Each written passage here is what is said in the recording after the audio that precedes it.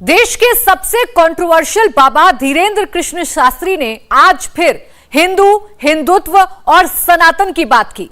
वामपंथियों को रावण के खानदान से जोड़ा, रामचरितमानस को राष्ट्रीय ग्रंथ बनाकर हिंदू राष्ट्र घोषित करने की डिमांड करती। यह सब दिन भर सुर्खियों में रहा, लेकिन जो किसी ने नहीं बताया वो आज हम आपको बताने वाले हैं। आज हम आपको दिखाने वाले हैं बागेश्वर धाम का 320 साल पुराना रहस्य। आज हम आपको दिखाएंगे कहां से आए थे सन्यासी बाबा, कौन है बागेश्वर धाम के दादा गुरु और कैसे धीरेंद्र कृष्ण शास्त्री बने बागेश्वर धाम सरकार। बागेश्वर धाम की ख्याति आज पूरे देश में हो चुकी है। सनातन का झंडा बुलंद करने वाले धीरेंद्र कृष्ण शास्त्री की चर्चा हर शख्स कर रहा है, लेकिन जिस सवाल का जवाब सब जानना चाहते हैं, आज हम उसका जवाब आपको देने वाले हैं। कौन है बागेश्वर धाम वाले सन्यासी बाबा? कौन है बागेश्वर धाम के दादा गुरु महाराज? धीरेंद्र कृष्ण शास्त्री पर किसका आशीर्वाद है? ऑर्गेनिक फार्मिंग करेंगे तो सिर्फ आपकी ही सेहत ही नहीं, बल्कि आपके पैसों की सेहत भी अच्छी रहेगी। ऑर्गेनिक फार्मिंग सीखनी है तो फ्रीडम ऐप को अभी डाउनलोड करो। कितना पुराना है बागेश्वर धाम का इतिहास?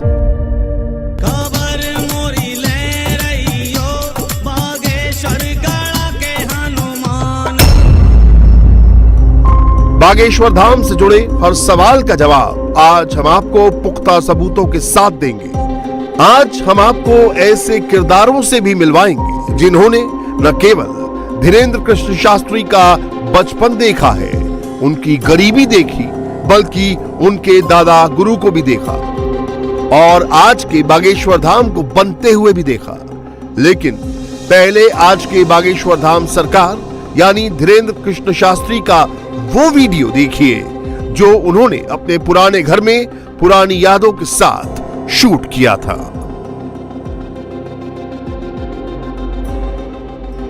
उस वक्त का जो समय चक्र था बड़ा विचित्र था, उसे बयान नहीं कर सकते, सिर्फ अनुभव में है और अनुभव में है। लेकिन ये चीज ना होती तो जीवन में हमें हनुमान जी या गुरु कृपा प्राप्त ना होती। गुरु कृपा को देने का श्रेय है इस भूमि को। बाबा हर मंच से अपनी गरीबी, अपने पुराने दिन, अपने दोस्त शेख मुबारक, सन्यासी बाबा और दादा गुरु का जिक्र जरूर करते हैं। सबसे पहले आप गड़ा गांव की मुन्नी बाई के मुंह से सुनिए कैसे गरीबी में होता था आज के धीरेंद्र कृष्ण शास्त्री का गुजारा। देखिए, आप तो बहुत पहले से हुई इतने रही है ना? बहुत गरीबी में उन्हें हालत झेली। हाँ, गरीबी हालत झेली उन्हें। वो जटाशंकर जाते थे, वहाँ पर जो कुछ मिलता था ले आते थे, अपने मम्मी को और पापा को और खुद खिलाते थे। हाँ, अच्छा, सत्यनारायण की कथा करते थे। कई दिन खाना नहीं मिला तो लोग हाँ, क्या 1-2 रुपया की बिस्कुट ले ली, वो खा ली। अच्छा, हाँ, वो भी परिवार वालों ने भी उनको संग नहीं दिया। दूसरे लोग भी मदद करते थे, उनके आसपास के गांव वाले भी मदद किए। वे एक उनकी दादी थी, वो संग में रहती थी। हाँ, नहीं, लोग भी गांव वाले भी मदद करते थे। गांव वाले मदद का करते, मांगत खाते वे अपनी दम पे पड़े, दम पे। ते में सुने कथा बचवाई। अच्छा, तुमने बचवाई? हाँ, महाराज जी कथा कितने पैसा देते तुमने? कल लगाते हम कल महाराज जी इतने पैसा मांग रहे, तुम लटक के कल तुमने कितने पैसा दिए उनकी पूजा में? पहले कहा 10 रुपया 5 रुपया। अच्छा, इतना तो मिलता ही था। छोटे छोटे गाँव होते, छोटे छोटे। कुछ दिक्कत नहीं है। हाँ, हमको कोई दिक्कत नहीं, अच्छा हो रहा है, अच्छा हो रहा है, अच्छा कर रहे हैं। जब संसार की ये दुनिया भर का देश का आदमी यहाँ पर आता है, वो अच्छा होता है। अच्छा, वो अच्छा होगा। उनका जीवन, वो कहते कि हमारा जीवन सब लोगों गाँव वालों का तो देख रहे हैं हम, दुकानें भी खुल गई, सब अच्छा रोजगार मिल रहा है। बिगड़ा हुआ गाँव सुधर गया महाराज के बैठने से। मुन्नी बाई ने न केवल धीरेंद्र कृष्ण का बचपन देखा, बल्कि उनके दादा गुरु को भी देखा था। दादा गुरु की मां यानी धीरेंद्र कृष्ण की परदादी को भी देखा था। मुन्नी बाई ने बताया कैसे धीरेंद्र कृष्ण को सिद्धि मिली और कैसे आज का बागेश्वर धाम बना। इतना ही पूजा पाठ करते, पप्पा हाँ। उनके दादा गुरु पूजा करते थे तो खेलते रहते थे यहीं पर। तो खेलते रहते थे यहीं पर। दादा गुरु तो सन्यासी बाबा बाबा हो भी गए करते थे। उनके दादा गुरु सन्यासी बाबा 2-3 पैरी के पहले के थे। अच्छा। उनके दादा गुरु यहीं पर रहते थे। हाँ। हाँ। आपने उनको बचपन में तो छोटे में देखा होगा बहुत। छोटे में इनके दादा गुरु की मम्मी भी देख लिया हमने। अच्छा। जो बैठे हैं मंदिर में। इनकी मम्मी भी देख ली। यहाँ आदमी उनके मरते भी नहीं थे। इनके दादा गुरु जाके प्रयागराज में मरे, वहीं पर एकादशी को जले हैं। अच्छा। इनके दादा गुरु, इनकी दादा गुरु की मम्मी अच्छा। वहीं पर जिंदा गा करके गई है और सबको जोड़ करके कहती थी सखी 16,000 ब्रज में कन्हैया अकेलो। और दादी चली गई थी 10 को एकादशी को खत्म हो करके वहीं पर उसकी अच्छा। वहीं पर जली। उन्हीं को आशीर्वाद मिलो धीरे उन्हीं का आशीर्वाद है। आज का बागेश्वर धाम भव्य रूप ले रहा है। यहाँ लाखों भक्तों का तांता लगता है, लेकिन कुछ साल पहले तस्वीर क्या थी वो हम आपको दिखाते हैं। चबूतरे पर हनुमान जी की मड़िया, सामने लोगों के साथ हनुमान चालीसा का पाठ करते धीरेन्द्र कृष्ण शास्त्री। ये तस्वीर बहुत ज्यादा पुरानी नहीं है। हम आपको बागेश्वर धाम के सरकार के दोस्त शेख मुबारक से मिलवाते हैं, जिसका जिक्र हर कथा में होता है, जिसके साथ धीरेन्द्र कृष्ण शास्त्री का बचपन बीता। शेख मुबारक ने बताया कि इस धाम पर आज लाखों का मेला लगता है। 10 से 12 साल पहले वहां जाना भी मुश्किल था। और बागेश्वर धाम मंदिर में हनुमान जी के सामने जो लाल, पीली और काले रंग की पोटली आप देखते हैं, हनुमान जी के ये दिव्य मूर्ति भी धीरेन्द्र कृष्ण शास्त्री को आम के पेड़ के नीचे खुदाई में मिली थी। यहाँ पे उस समय कुछ नहीं था, वो पहाड़ी ही थी। सिर्फ वहाँ पर एक मंदिर था, वो बहुत पुराना सब जो शंकर जी का मंदिर है। और वहाँ कुछ भी नहीं था। यदि पहाड़ के ऊपर जाओ तो मतलब हनुमान जी का भी मंदिर नहीं था। नहीं था, मतलब उस समय यदि होगा तो छोटा मोटा होगा, हमने वैसे नहीं कर पाए गौर। बट लेकिन ये शंकर जी का मंदिर था। और ऊपर जब जाते थे तो पैरों में मतलब कुछ था नहीं, कंकड़ गड़ते थे। बोले मैं आपको एक वो बात बता रहा हूँ जो किसी को आज तक मैंने बताई नहीं है। सपने में बालाजी आए और हमने जाके भैया उनकी जो है जहाँ उन्होंने बोला कि यहाँ की मिट्टी उठाइए, तो हमने खुदाई की और वहाँ उनको जो है वो अद्भुत रहस्यमय हनुमान जी मिले। कहाँ की थी ये? धाम के पास। ये ऊपर जो पहाड़ी है वहाँ पे नहीं, ये धाम जहाँ उनका बना हुआ है उनके खेत के आम के वृक्ष के नीचे। अच्छा, तो ये धाम कहाँ बना हुआ है? ये जो जहाँ पे अभी वो पंचायत की वो करते वो? हाँ वही तो है धाम, मतलब वहीं राम दरबार के अलावा। बिल्कुल बिल्कुल वहीं। तो वहाँ पे क्या हुआ? वहाँ पर जो है उन्हें उस समय 10 वर्ष की अवस्था थी उनकी उस समय। तो उन्होंने बताया कि हमें यहाँ हनुमान जी सपने में आए थे। ठीक है। और उनको जो उन्होंने बताया कि यहाँ खोदो, सो हमने खोदा और हनुमान जी हमें मिले। ठीक है। तो बस बोले जब से हमारे जीवन में चमत्कार ही चमत्कार हो रहा है जी। इस वक्त आप जिस चबूतरे के आगे धीरेन्द्र कृष्ण शास्त्री को दंडवत प्रणाम करते हुए देख रहे हैं, यही सन्यासी बाबा का स्थान है। वही सन्यासी बाबा जिनकी सिद्धि होने का दावा धीरेन्द्र कृष्ण शास्त्री करते हैं। लेकिन क्या सन्यासी बाबा की सिद्धि सीधे धीरेन्द्र कृष्ण को मिली? इसका जवाब है नहीं।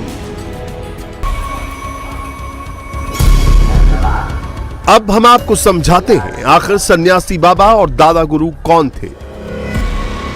दरअसल सन्यासी बाबा धीरेन्द्र कृष्ण शास्त्री से 5 पीढ़ी पहले थे, जिन्होंने सन्यास लिया था और परिवार ने उन्हें गड़ा गांव की पहाड़ी पर स्थान दिया था, जिनका चबूतरा आज भी पहाड़ी पर मौजूद है।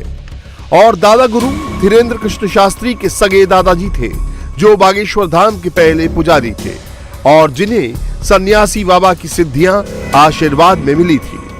दादा गुरु ने अपनी देह काशी में त्यागी थी। जो सिद्धि उनके पास थी वही सिद्धियां वंश में आगे बढ़ते हुए धीरेन्द्र कृष्ण शास्त्री को मिली।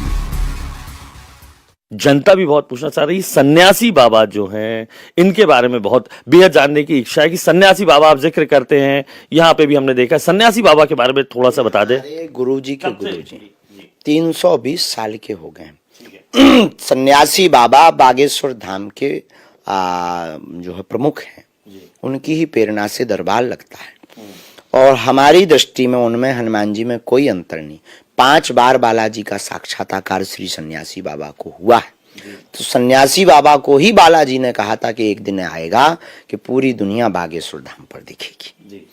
उनका वह दृढ़ संकल्प ऐसा था, तो दिव्य दरबार लगा। हमारे दादा गुरुजी को आभास हुआ, शरीर रूप में नहीं है, सूक्ष्म रूप में। देखो, एक होता है सूक्ष्म जगत, एक होता है देव जगत, एक होता है सिद्ध आत्माओं का जगत, एक होता है प्रेत आत्माओं का जगत। तो जो हमारे पूज्य सन्यासी बाबा हैं वो देव आत्मा है, देवता स्वरूप है। उनकी ही प्रेरणा से दरबार लगता। हमारे दादा गुरु पर भी उनकी कृपा थी, फिर चाचा जी पर हुई, एक जनों पर, फिर उनका शरीर पूर्ण होने पर उन्हीं की कृपा। दादा गुरु के बारे में बताइए। दादा गुरु आप जिक्र पिताजी हमारे दादा गुरु जी। सन्यासी बाबा दादा गुरु जी दोनों अलग हैं। सन्यासी बाबा जिनसे दरबार परंपरा प्रारंभ हुई, दादा गुरु जी हमारे पिताजी के पिताजी, जिन पर हमारे पहले सन्यासी बाबा की कृपा थी। ये हमारे वंश में चल रहा है दरबार। एक ना एक दरबार में बैठते रहते हैं। सन्यासी बाबा भी बैठे, फिर दादा गुरु जी भी बैठे, फिर कुछ दिन चाचा जी भी बैठे। जो तीसरी पीढ़ी में कबाड़ी आओ कहा, और जो है सो बैठो के अब दुनिया के जो धार्मिक विरोधी हैं उन्हें उठावे की तैयारी करो। धीरेन्द्र कृष्ण शास्त्री ने अपने जिस चाचा का जिक्र किया, उन्होंने धीरेन्द्र कृष्ण के पहले कुछ दिन दरबार चलाया। अब आपको उनसे मिलवाते हैं। ये है स्वामी प्रसाद गर्ग, धीरेन्द्र कृष्ण शास्त्री के सगे चाचा। स्वामी प्रसाद गर्ग ने सन्यासी बाबा को लेकर वही बताया जो धीरेन्द्र कृष्ण शास्त्री बताते हैं, लेकिन उन्होंने इसमें एक चीज ऐड की, और वो है बंगाली विद्या। स्वामी प्रसाद गर्ग के मुताबिक सन्यासी बाबा के पास बंगाली विद्या थी, जो उनके बाद परिवार के बाकी लोगों को विरासत में मिली, और आज उसी विद्या से धीरेन्द्र कृष्ण शास्त्री दरबार लगाते हैं। सन्यासी बाबा हमारे पूर्वज ही हैं। हमारे बरम बाबा थे, हाँ जी, उन्हीं के पिताजी की और पिताजी, अच्छा, पिताजी की और पिताजी वो ब्राह्मण थे। फिर इसके बाद जो है हम वही सन्यासी बाबा। हाँ, वही सन्यासी बाबा। क्यों कहलाते थे सन्यासी बाबा? सन्यास उसको कहते हैं जो वैराग्य हुआ। जैसे हमारे जो पूर्वज रहे उन्होंने जो है सन्यासी उनकी दीक्षा ली, जिनकी दीक्षा ली उनका वो भी यहीं जो है उनकी समाधि बनी गढ़ा में। सन्यासी बाबा जी, सन्यासी बाबा क्या करते थे सन्यासी बाबा? अब इतना तो मैं नहीं बता सकता क्योंकि वो 35वीं पीढ़ी के हैं। जी जी जी जी। मतलब आपके पिताजी हुए वो।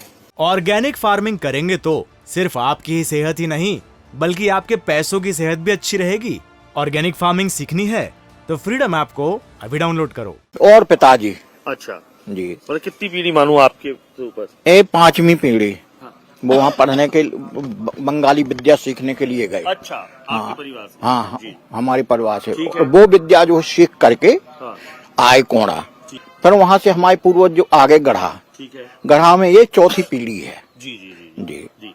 तो मतलब वो जो बंगाल से जो शक्तियाँ लाए थे वो सन्यासी बाबा को मिली? हाँ, वो ही है सन्यासी बाबा हमारे ख्याल से।